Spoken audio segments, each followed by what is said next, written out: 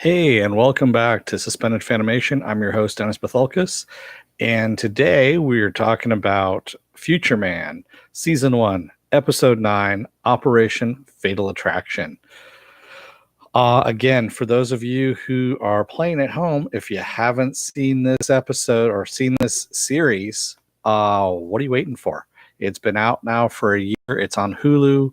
You can do a free Hulu subscription for a month for 30 days, and it's free. Season 1 is up. Season 2 is going to be out January 11th. It's pretty damn funny. They're half-hour episodes. It's sci-fi. It's comedy.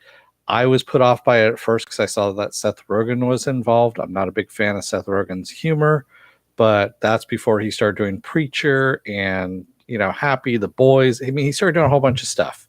And this happens to be one of them. And quite honestly, it's pretty damn funny. So, as usual, spoiler alert, even though it's been out for a year, I'm going to spoil the crap out of it. If you haven't seen it, go and see it on Hulu. You can come back and watch the video. Otherwise, stick around, see what you think. Thank you, Viking Bitch. So, we leave off with where we started at the end of episode 8 with the crew in 1985, and we have Josh explaining why he brought them to 1985, and it's to get Cronish to dump Marigold, his wife, and take off and set sail with Leslie, because he said it was one of the things that he regretted doing, that he would give up everything and just go and go off and sail off into the sunset with Leslie. So, and of course, Tiger is standing on his chest while he's explaining this, and he's just saying, "Hey, look," he goes, "I have a plan. We're going to fatal attraction him, and I know what I'm doing here." And she goes, "You've said this before. It's been an overly complicated plan. It never works. Why don't we just force him with a gun to go onto the boat?" And he goes, No. It's got to be of his own free will that he goes on the boat, just so he thinks it's his own free will that he's going. So sorry you're sick, Fanobi. I see that in the chat there. Get better, man. So Joss's plan is to have Tiger pose as Cronish's jilted lover, dress her up in lingerie and assless chaps, and basically go psycho on Marigold. So that Marigold dumps Cronish, Elias, and he runs off with Leslie. And of course, the best laid plans never go to work. And I love how Josh goes, "Now, put on these assless chaps." And Tiger just looks at him and says, "Okay." Wolf, in the meantime, has to go and get a car so they can get over to Cronish's house. And he steals a Pontiac Fiero, which only seats 2 people, by the way, if you've ever seen a Pontiac Fiero. And Josh's like, "Where am I supposed to sit?" And he pops the trunk, and inside the trunk is the guy who owns the car, tied up, and he's doing this in the middle, like the beach there. And Tiger shuts the lid and goes, "No." She goes, "This is a sewer clown car." Excuse me, I just had a little gnat there. Go and return it, and go and get something better, So she goes, "Take it back where you found it." So, of course, Wolf goes back over to the beach, and he's hanging outside by the car, and he's drinking his little, milkshake or shaved ice, because he had his ice cream thrown down earlier, and he runs into some volleyball dude who goes, "Nice car, man." So Wolf is out on his own at this point. He's not in the he really is not into this mission at all. So Tiger realizes that Wolf still has TTD, and that the biotics are tracking it, and that he's by himself. So she goes, "You know what? I'm going to go and track down Wolf. You're on your own. You said this operation was easy. You can do it. Time for you to put on the assless chaps." And Josh's like, crap. All right. So Tiger's tracking Wolf at one point, and, of course, the taxi cab comes at her. "I'm tracking here. I'm tracking." We have some really good classic lines for movies in this episode, which is pretty damn funny. And for those of you who don't know, Fatal Attraction from the 80s with Michael Douglas and Glenn Close. It's a horrible movie, quite honestly, but it set the tone for a decade, quite honestly, of some really shitty movies. But yeah. Hey, Filthy, how's it going? So, um, Wolf is playing volleyball with some dude bros out at the beach, and he doesn't care about the mission at this point. He's just off playing volleyball. And at one point, he does, he's going to put his shirt back on and get back to the mission. And Blazer is the guy's name. Says, "Come on, man, play one more game." He goes, "All right, for you." He goes back and starts playing volleyball again. Meanwhile, Josh is dressed in lingerie, uh, taking pictures of himself and trying to find the best picture so it looks like a woman, so he can put it in an envelope, seal it with a kiss, and of course address it to Marigold so that Marigold finds it. Oh, sorry, I just had a little something going on outside there. And of course break up with Elias, and so he can go off with Leslie. In the meantime, Wolf is still with the dude bros, and they're going to have a barbecue. So he's going to, of course, the Blazer dude is such an airhead. He forgot the meat and also the charcoal briquettes. So Wolf's like, you know what? I can handle this.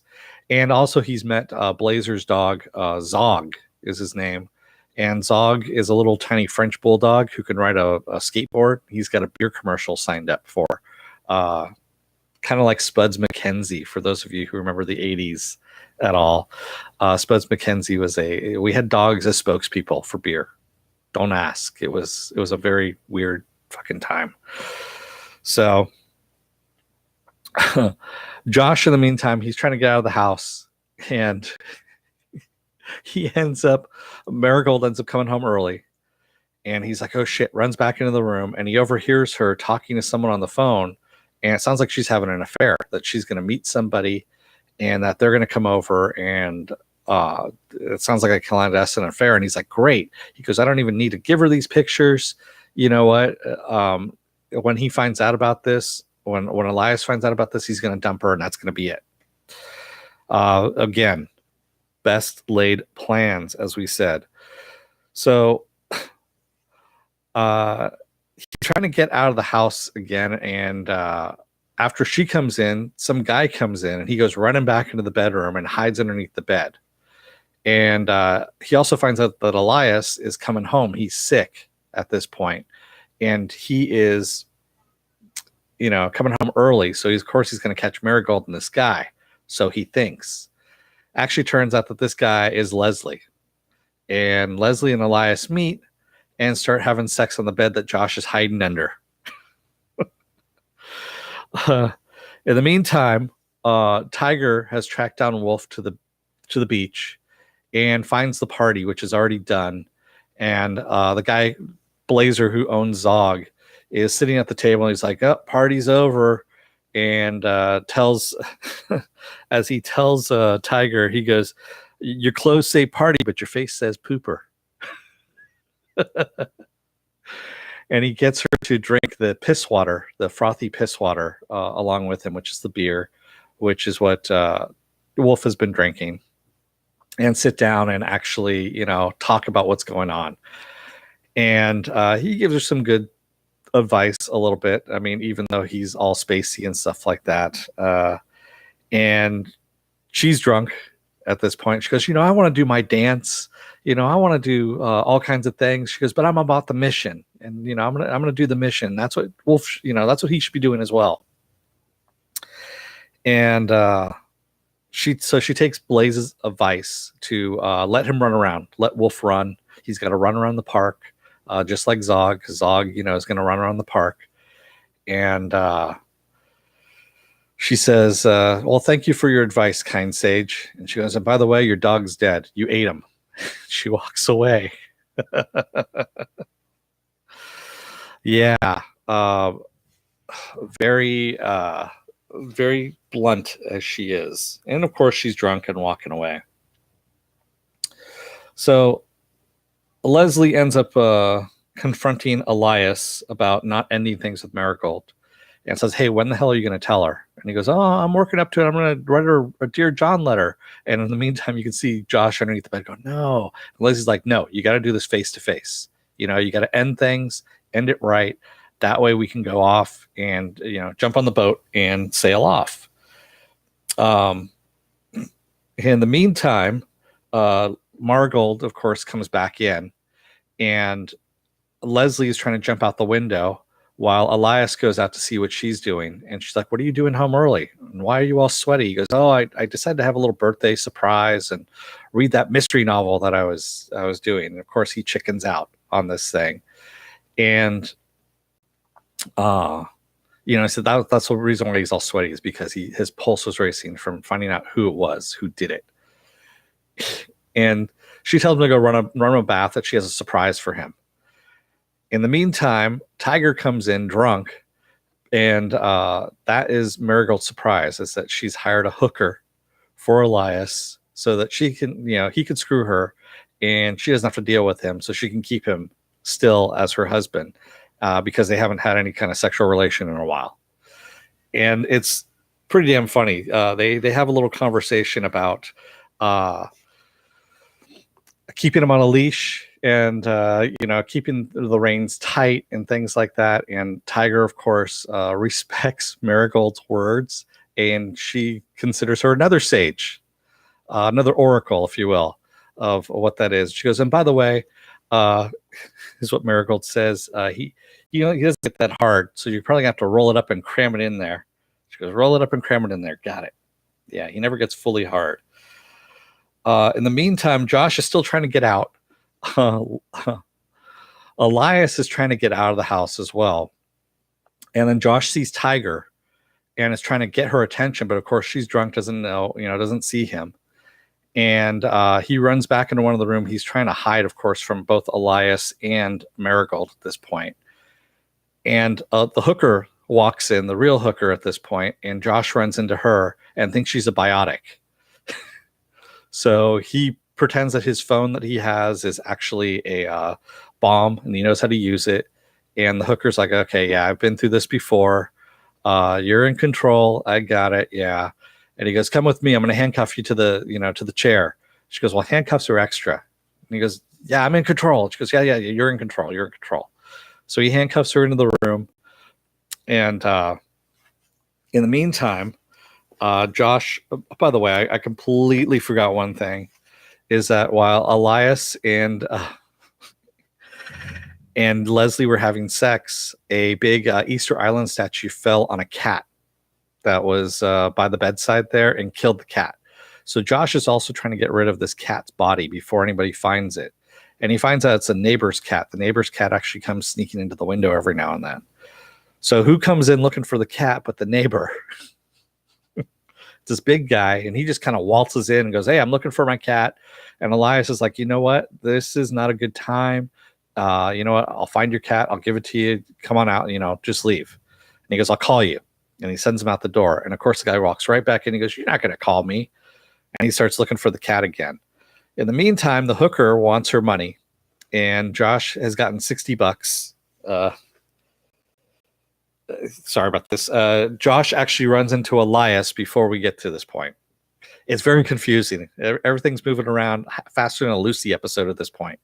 So Josh runs into Elias and tells him, "You know, you got to get on that boat. You got to sail." And as Elias says, he goes, "Damn, you're one perspective hooker," because he's talking about all these boat metaphors. And of course, he's convinced Elias to go run away with Leslie at this point. In the meantime, the neighbor has walked back in, and Josh has $60 that he got from Elias, and he's trying to give it to the hooker, and the hooker's like, "That's not enough. I'm going to call Big Lou." And he runs into the neighbor, who he thinks is Big Lou, and he's trying to hide from him. Josh is trying to hide from him.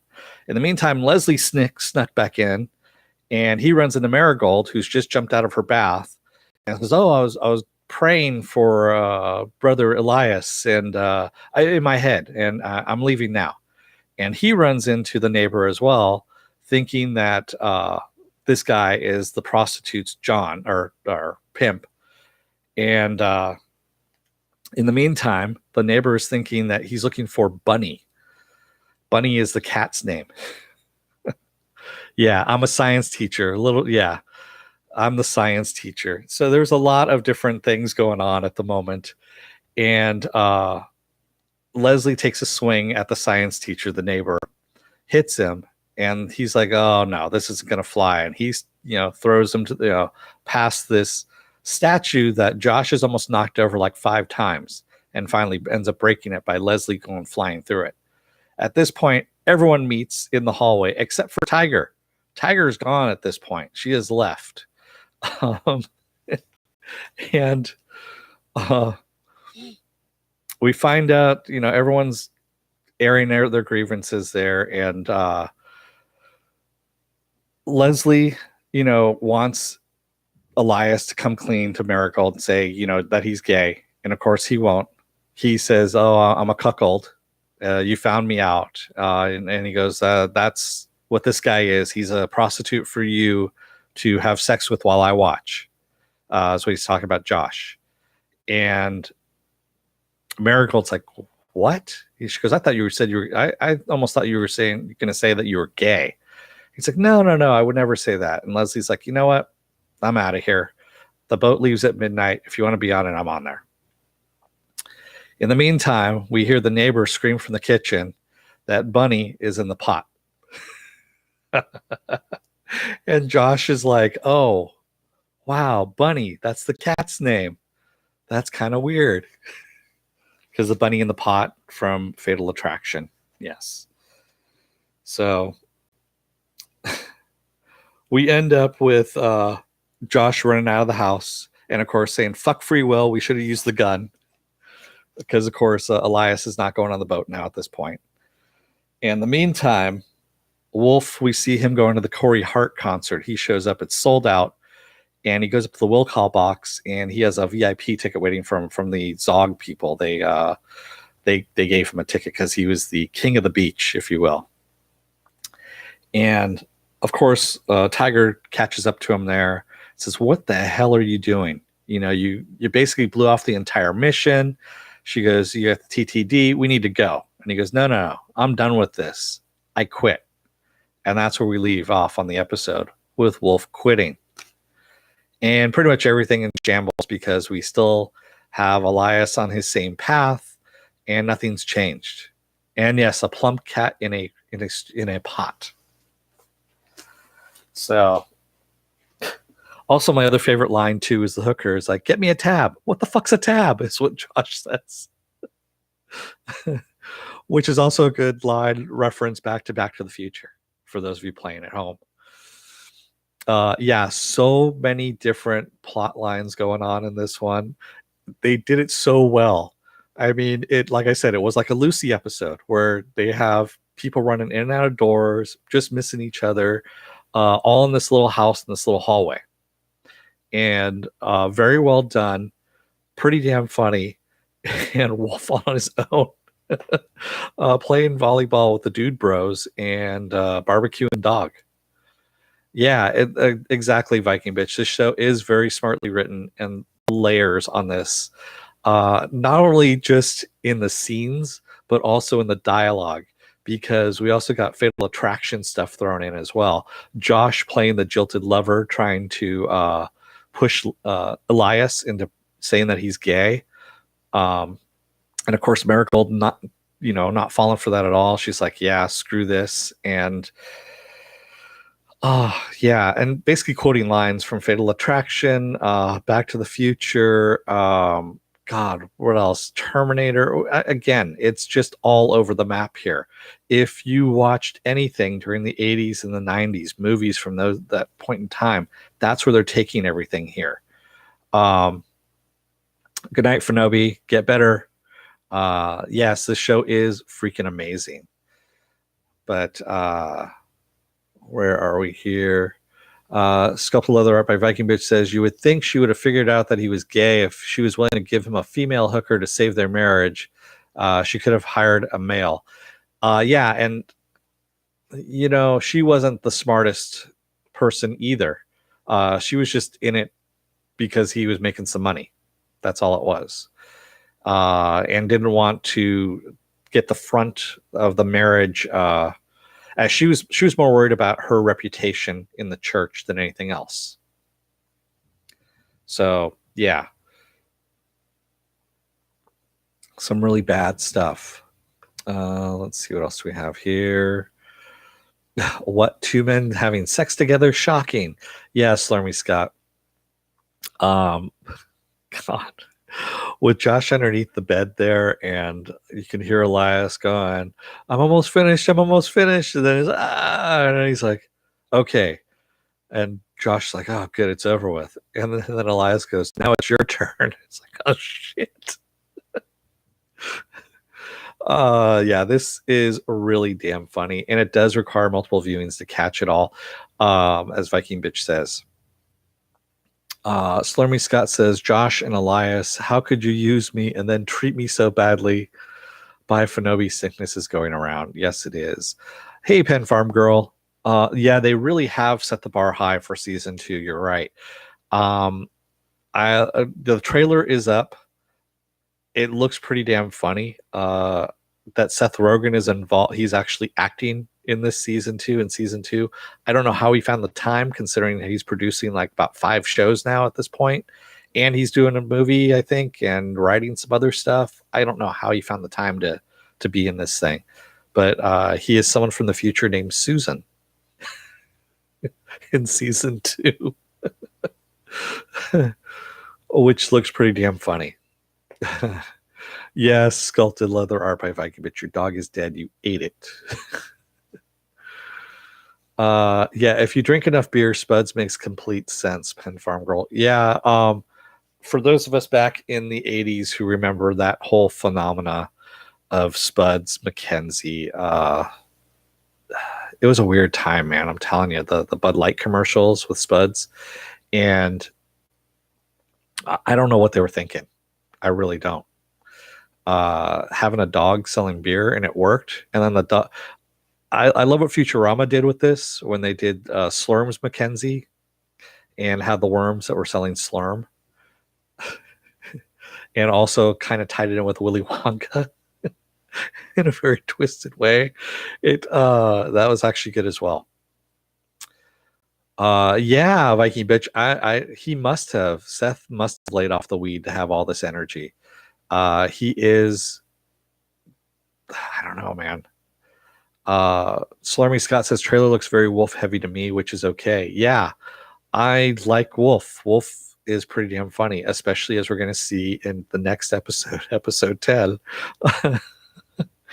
which has a partial hashtag that I started a little while ago. But yeah, we're not going to get to that until I'm probably thinking we're not going to do episode 10 until Friday, because we have the season premiere of Gotham tomorrow night, and we have episode 2 of season 2 of Orville.